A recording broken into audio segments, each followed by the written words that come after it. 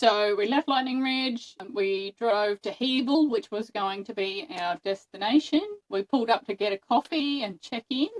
Yeah. I said, Tom, where's your wallet? He said, in the car. And I said, okay, well, I look in there, and then his wallet's not in there, and my wallet's not in there. And then we proceed to tear the bus apart, looking in all the usual spots where we stash our wallets, and they were not there. No, they're both in the centre console. They're both in the centre console of the ute. And Tom actually had a little rant in the morning when he hit his head on the sunglasses thing. We have one of those, like, overhead sunglass holders. Yeah. And he got in and he bumped his head. And what'd you say?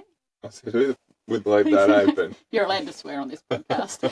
And it was the thieves. They'd also had a look in our sunglass holder and stuff, but they just popped the centre console, taken both of our wallets, maybe about $400 cash, and we don't keep our credit cards in there, thankfully.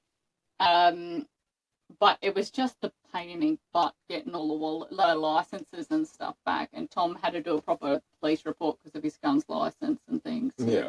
And the worst part was you had licenses in Queensland and in New South Wales, so it's like you have to go to Queensland to get these ones done. In Queensland, so we were in Queensland, but it was just a pain. That's only the boat license anyway. And I guess it highlights, like, my parents who were travelling with us at the time said, like, if that happened to us, they'd be screwed because they don't use, like, PayPass or Apple Wallet or anything like that. So we were lucky because we just used Apple Wallet and things for everything, pretty much. And I had your credit card in my phone case, so